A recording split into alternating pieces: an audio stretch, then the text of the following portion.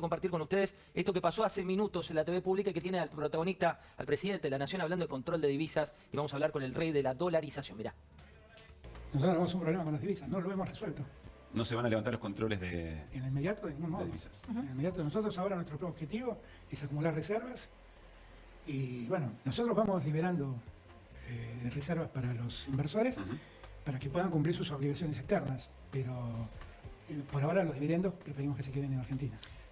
Javier, buenas noches, ¿cómo estás? ¿Qué tal, José? Bueno, arranquemos por el principio de esta historia que tiene que ver con un presidente que empieza a hablar de diablos para el tema de inflación. Bueno, entonces, varias cosas. Primero le resolvió el traje que se tiene que usar para PC en Halloween. O sea, para el titular del Banco Central. Para el titular del Banco Central. Entonces es el diablo y las máquinas impresoras de dinero están poseídas y emiten que da calambre. Entonces ahí está el mal. Entonces hay que exorcizar el Banco Central y si es necesario, digamos, como lo que yo propongo es eliminarlo. Vos decís que cuando el presidente habla de diablos, ¿a quién le habla? En realidad le habla a la tribuna, o sea, la inflación es siempre y en todo lugar un fenómeno monetario que surge de un crecimiento de la oferta por encima de la demanda que genera una pérdida de poder adquisitivo de la moneda y todos los precios expresados en esa unidad monetaria suben. Digo, esa es la única explicación razonable para la inflación. Todo lo demás es para, ya ni para psicólogo, es para psiquiatra directamente. Porque en el fondo es, digamos, cómo le pueden echar la culpa a otro, pero esto de manera compulsiva. O sea, porque en realidad, por ejemplo, en un momento habla de la remarcación. Por favor, que algún economista, digamos, de los que tiene cerca, ¿por qué no se ponen a pensar que si vos tenés, suponete, mercados concentrados, lo que hacen es determinar el nivel de precio, no la tasa de variación del precio? O sea, con lo cual, eso, digamos, de que son estructuras concentradas, eso es una estupidez, porque hace al nivel de última y no a la tasa de variación. Javier, para entender un poco el contexto, vos lo que decís es, por un lado, emisión monetaria, es los billetes, la maquinita de billetes sin respaldo, que volcó, por ejemplo, el plan platita de cara a las elecciones, pero la pagamos. Pero no es solamente el plan platita. La estafa llamada señoriaje, ¿sí? El señoriaje, en los últimos 2 años, o sea, que gobernó este gobierno, juntó 11 puntos del PBI. ¿Cómo querés que no haya inflación? La inflación va a estar desbordada. ¿Por qué? Porque vos fíjate, el último dato que tuviste, ¿cuánto fue? 4,7. Quiere decir que en los últimos 12 meses tuviste 52,3%. Primera quincena en alimentos más del 6%. No, pero para ver cómo en dinámica esto está complicadísimo. Si yo miro el bimestre, que me dio 8,8, lo anualizo, estoy en 65. Si tomo el dato punta, lo analizo, estoy en 75. Es decir, que quiere decir que vos vas en una aceleración. Cuando el proceso inflacionario, digamos, ese exceso de oferta de dinero se genera por una caída de la demanda de dinero, la dinámica dice que primero sube el tipo de cambio, después los transables, después los mayoristas, después el IPC y después los salarios, ¿no? Esa es la dinámica. Como vos tenés control de capitales, no lo estás viendo en el dólar más que en la brecha, 100% de brecha. Ahora vos fíjate esto, ¿pero qué quiere decir? Que los transables se adelantan. ¿Cuánto dio alimentos? 7,5. Sí. Eso anualizado es 130. Y si vos corregís por la brecha, quiere decir que la inflación reprimida en Argentina está en torno al 340%. 340%. Muchos que te miran leen lo que vos estás diciendo y por otro lado escuchan al presidente de la Nación hablando de esta cuestión de un sector, la inflación es autoinfligida. Bueno, porque justamente los políticos que están en el poder también son parte del pueblo argentino. Y claro, digamos, nada más que es infligida desde los políticos hacia la gente de bien. Pero sí es autoinfligida porque no la está generando un extraterrestre ni un extranjero. Digamos, o sea, el que tiene un déficit fiscal desbocado es este gobierno, el que emite como un marrano de PC, así que digamos, son todos, digamos, o sea, esos los que generan el dolor. Quiero mostrarte a Máximo Kirchner, Máximo Kirchner que salió a la cancha y empezó a hablar concretamente de lo que pasa con la gente si está dentro, si está afuera. Recordemos, Máximo Kirchner, una de las espadas del Congreso Nacional, y por otro lado, la vicepresidenta, ni más ni menos que Cristina Fernández Kirchner. Veámoslo. Y lo que tenemos que entender de acá en más es que cuando la gente está presente en un gobierno, cuando la gente es parte de un gobierno, cuando lo banca, cuando hace lo que tiene que hacer, lo malo es menos malo y lo bueno es más bueno. Es con la gente adentro, siempre. Siempre, compañero. Siempre. Estás muy emocionado, Máximo. ¿Qué pasa? 13 kilómetros caminando. Es eso. ¿Vamos a agitar un poquito? Vamos a ir a agitarla con los compañeros. Máximo, esto es todo tuyo. Néstor, no era mío. Es con la gente adentro. ¿Algún gobierno busca que la gente quede afuera? Ninguno. Es más, el modelo que ellos proponen deja mucha gente afuera, porque tenemos 45% de pobres, porque tenemos 11% de indigentes, porque en el país que produce alimentos para 400 millones de seres humanos y con una presión en el campo por encima del 60%, el Estado se queda con el alimento de 240 millones de seres humanos y de 5 millones de argentinos que no le alcanza para morfar. Los que dejan afuera a la gente justamente son los políticos, en especial los políticos populistas. O sea, justamente lo que propone él. Es decir, no existe eso, digamos, a nadie hace un modelo contra la gente. Si eso es una falacia, eso es una frase hecha para que la gente se fascine, ¿sí? Y abogar por la envidia, el odio, el resentimiento, el trato desigual frente a la ley, ¿sí? Que no es ni más ni menos que esa aberración llamada justicia social. Javier, hablando de proyectos, ¿no? Y de iniciativas, en estos días vimos, sobre todo hoy fuiste tendencia en redes sociales y demás por esa imagen, ¿te acordás? La de Caballo de $1 un peso, pero en este caso era un Milei $1. Y tiene que ver con el proyecto que está vinculado con la dolarización. ¿Qué tan viable es dolarizar la economía argentina? A ver, técnicamente es viable. O sea, y la realidad del problema no es que no se pueda hacer técnicamente, el problema es la casta política. Porque son los que se beneficiaron, por ejemplo, en los últimos 2 años, 11 puntos del PBI con señoriaje. ¿A qué llama señoriaje? La emisión de dinero para financiar el déficit, por ejemplo. Ok. Entonces, ¿qué es lo que estoy proponiendo yo? Porque muchos, no sé si por ignorantes y o deshonestidad intelectual, fueron sobre el tema de la dolarización sin ver todos los pasos antes de los que yo hablo. Primero, que está enmarcado en un conjunto de reformas estructurales. Yo hablo de reforma de primera generación, segunda generación, tercera generación. En la primera generación hablo de la reforma del Estado para bajar el gasto público, para bajar los impuestos, ¿sí? Flexibilizar el mercado laboral hacia adelante, ¿sí? Y abrir la economía. Y en ese, mientras que todo eso ocurre, abajo ocurre la reforma monetaria financiera. La primera etapa, ¿cuál es? A ver, ¿por qué existe el Banco Central en serio? ¿No? Digamos, o sea, la explicación que quieren usar los economistas chorros socios de los políticos delincuentes. Básicamente para cumplir la función de prestamista de última instancia. ¿Por qué? Porque vos tenés lo que se llama un sistema de encaje fraccionario. Cuando vos vas y haces un depósito, ¿qué hace el banco? Guarda 20 y presta 80. Sí, es el encaje. Y eso vuelve a la calle, después, o sea, la plata que vuelve al banco, viene en 80, guarda 16 y así sucesivamente. Y se genera algo que se llama multiplicador monetario. Es decir, los bancos toman plata a corto y la prestan a largo. Es un intermediador de plazo. Entonces, si a alguien se le ocurre ir contra el banco y pedirle mucha plata, el banco no la tiene. Entonces, ¿qué hace? Le pide plata al Banco Central, esa operación se llama redescuento, devuelve la plata y cuando recupera el crédito, le paga al Banco Central. Ahora, entonces el Banco Central solamente existe a los fines de ser prestamista de última instancia.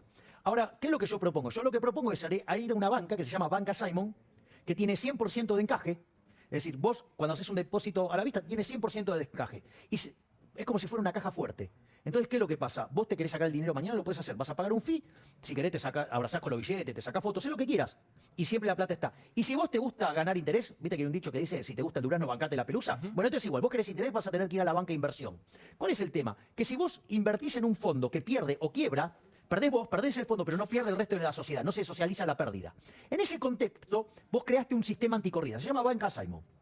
A partir que vos tenés esa situación, podés ir, y la segunda reforma es, en este plano, es eliminar la superintendencia de entidades financieras, es decir, los desregulás, o sea, banca libre. Pero a ver, Javier, vos nos estás explicando toda la parte técnica y mucha gente que te mira dice, ¿me va a mejorar la vida o no? Pero definitivamente, pero déjame que explique cómo sigue el proceso. Entonces vos te lanzás a una competencia de monedas.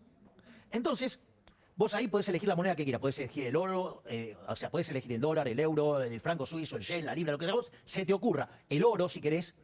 Ahora la realidad es esto, ¿cuánto cuesta el blue? Y ahora 200. Ok, decime cuánto cuesta la onza de oro. ¿Sabes qué vas a dolarizar? O sea, esa es la realidad. Ahora, entonces, una vez que vos haces eso, vas al balance del Banco Central, todo lo que tiene que ver con el LELIX y todos esos pasivos monetarios remunerados, en realidad esa debería haber sido deuda pública y eso tiene que ser canjeado por deuda pública. Y el activo del Banco Central, que digamos los dólares que haya, digamos, y por ejemplo los títulos públicos que tenés, vos tenés que todo eso usarlo para rescatar la base monetaria. Y ahí, digamos, automáticamente no necesitas más el Banco Central. Entonces la economía, digamos, va a quedar operando la moneda que le guste a la gente, seguramente va a ser el dólar. Ese es el primer punto. ¿Eso cómo funciona? Porque para que no digan, no, pero te perdés el prestamista de última instancia. ¿Y qué? Digo, no me interesa tenerlo si ya no tengo encaje fraccionario. Te perdés el señoriaje. Obvio que, digamos, los festejos que se pierde el señoriaje, si en el fondo es una estafa de los políticos a los argentinos de bien. Entonces, o no sé, o que te digan, no sé, no puedes controlar la tasa de interés. Bienvenidos, la tasa de interés es un mecanismo de coordinación intertemporal. Es como controlar, mirá la locura que es controlar la tasa de interés. Es como querer controlar los precios presentes y los precios futuros. O sea, un delirio. Sí, una cuestión que te aleja. Pero mira, hablando de esto y concretamente poniendo en referencia, tengo a Roberto Feletti. Vos me decís, ¿por qué Roberto Feletti, José? Si te estoy hablando de ancla monetaria y demás. Porque él tiene su propia ancla. Quiero compartirla con vos. Mirá. Esta secretaría inscribe sus políticas de canasta en una macro. Y la macro puede habilitar algunas tensiones. Ahora, el dólar está bajando.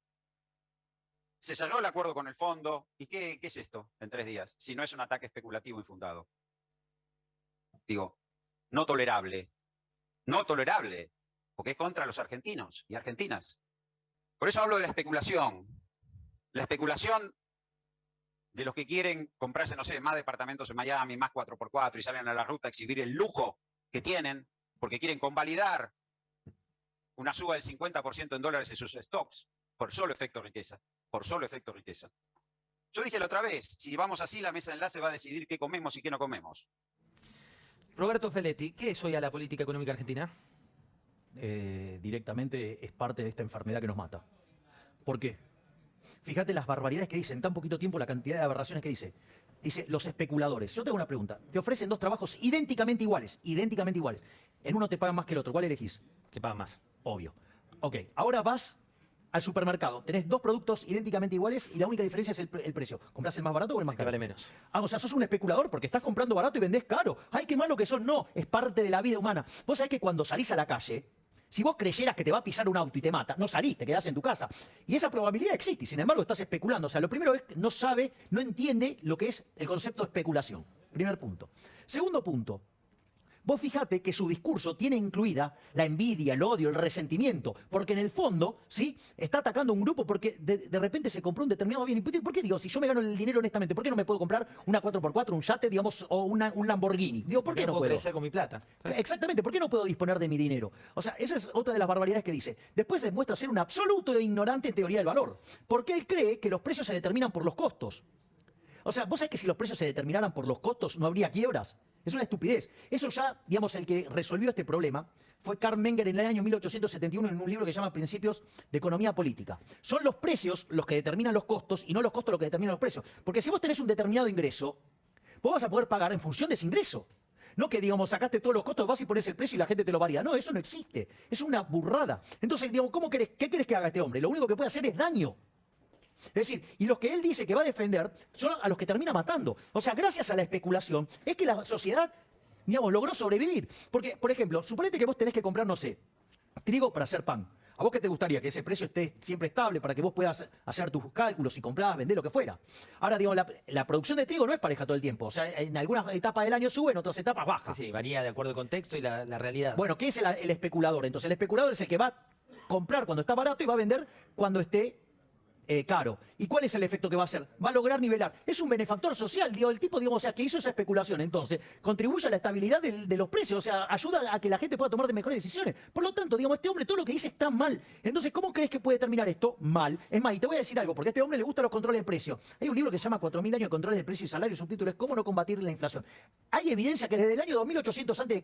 esa metodología no funcionó nunca. ¿Y querés saber un país que tampoco nunca funcionó? Argentina, porque Argentina desde la mitad del siglo XX para adelante, hasta ahora, siempre tuvo control de precios, salvo en la convertibilidad. ¿Cuál fue la única época que no tuvimos convertibilidad? Que no tuvimos inflación. En la convertibilidad. ¿Sabes por qué? Porque tenías el dinero, la oferta de dinero se ajustaba a la cantidad de dinero que quería tener la gente. Entonces, pasado el reacomodamiento de precios relativos que venía de las distorsiones generadas por la hiper de Alfonsín y por la hiper de Menem al inicio de su mandato, en un año y medio, o sea, en 1993, la convertibilidad empezó en abril del 91, vos tenías la inflación más baja del mundo. Listo. Ahí se estacionó. Javier, un placer. El Camino al Libertario, el nuevo libro que tenés. ¿Esto qué es? ¿Ya campaña? No, estaba pensado de antes. Estaba pensado de Suena antes. el camino, después me abre los ojos detrás de escenas varios que